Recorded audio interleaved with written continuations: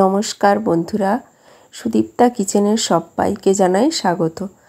তো বন্ধুরা, আবারও চলে এসেছি একটা নতুন রেসিপি নিয়ে। তো আজকে বানাবো বাঁধাকপির তরকারি মাছের মাথা দিয়ে এবং করব রুই মাছের টক ঝাল রেসিপি। তো পুরো ভিডিও প্রথম থেকে শেষ অবধি দেখতে থাকুন, আর অবশ্যই ভালো লাগলে একটা লাইক শেয়ার করতে ভুলবেন না। তো চলো বেশি কথা না বলে তো রেসিপি শুরু করা যাক। তো আমি ছোট ছোট করে বাঁধাকপি কেটে নিয়েছি, আর নিয়েছি একটা আলু।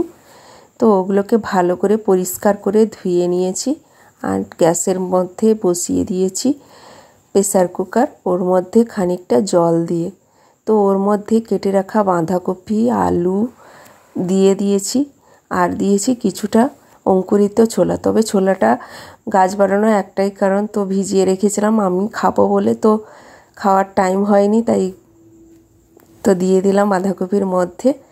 তো এরপর আমি দিয়ে দিচ্ছি সামান্য হলুদের গুঁড়ো, আর দিচ্ছি স্বাদ মতন লবণ দিয়ে প্রেসার কুকারের মুখ ঢাকনা বন্ধ করে নিয়ে নিচ্ছি 2 সিটি। এদিকে আমি মাছে নুন হলুদ আর সামান্য লঙ্কার গুঁড়ো মাখিয়ে রেখেছিলাম কিছুক্ষণ।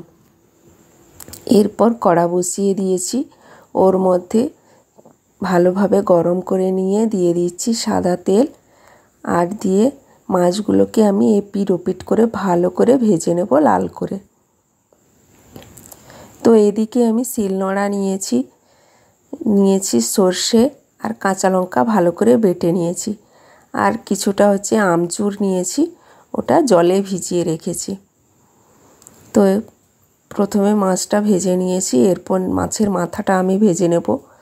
একইভাবে ভালো করে উল্টে পাল্টে লাল করে ভেজে নেব।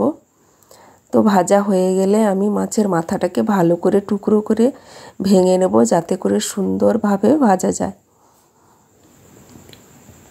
তো বন্ধুরা, অবশ্যই জানিও এই মাছের মাথাটা কোন মাছের মাথা, অবশ্যই জানলে কমেন্টে জানাবেন। তো দেখো সুন্দরভাবে আমি মাছের মাথাটা গুঁড়ো করে নিয়েছি, আর চারদিকটা ফাঁকা করে দিয়েছি। ওর মধ্যে আর সামান্য কিছুটা তেল দিয়ে ওর মধ্যে দিয়ে দিচ্ছি 2 শুকনো লঙ্কা কেটে রেখে। তো শুকনো লঙ্কাটা আমি ভালো করে ভেজে নেব।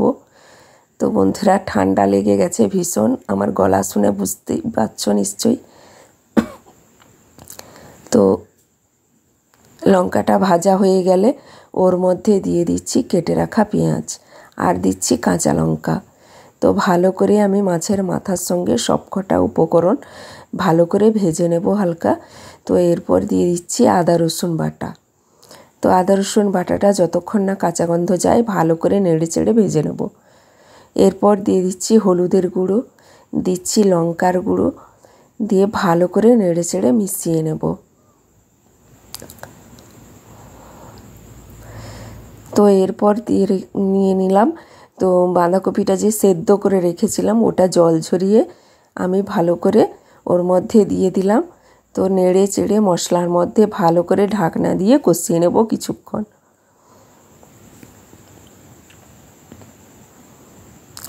তো বন্ধুরা, তোমরা চটপট বলে ফেলো তোমরা কে কোথা থেকে আমার ভিডিওগুলো দেখছো, অবশ্যই জানিও। তো এরপর দিয়ে দিচ্ছি স্বাদ মতন লবণ, তবে আগে লবণ দেওয়া ছিল, তাই একটু বুঝে শুনে লবণ দিবেন। তো লবণটা দিয়েও আমি ভালো করে ঢেকে কিছুক্ষণ রাখবো।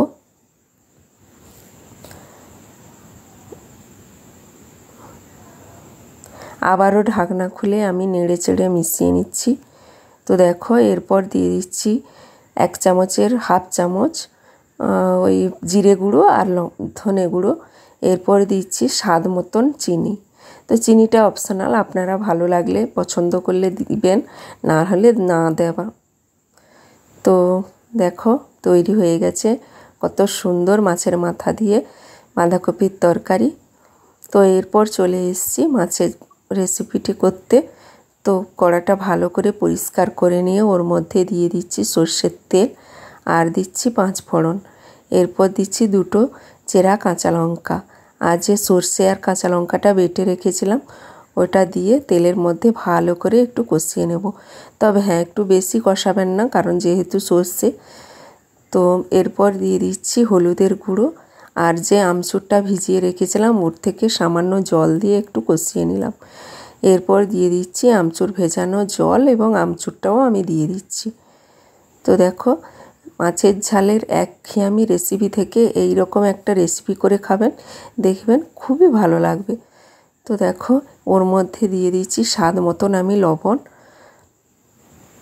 তো কিছুক্ষণ ফুটিয়ে নেওয়ার পরে মাছের পিসগুলো, আমি ভেজে রাখা পিসগুলো দিয়ে দেব। তো খানিকক্ষণ ফুটিয়ে নেব। তো ফুটিয়ে নেওয়ার নামানোর কিছুক্ষণ আগে দিয়ে দেব সর্ষের তেল। আর দেখো বন্ধুরা, তৈরি হয়ে গেছে কত সুন্দর একটা মাছের ঝালের রেসিপি। তবে এই ঝোলটা টক ঝাল লাগবে, খুবই ভালো লাগবে, গরম গরম ভাতে জাস্ট জমে যাবে। তো তৈরি হয়ে গেছে দুটো রেসিপি। তো বন্ধুরা, কেমন লাগলো পুরো ভিডিও অবশ্যই কমেন্টে জানিও। আর পুরো ভিডিও দেখার জন্য আপনাকে অসংখ্য অসংখ্য ধন্যবাদ। দেখা হচ্ছে পরের ভিডিওতে। টাটা।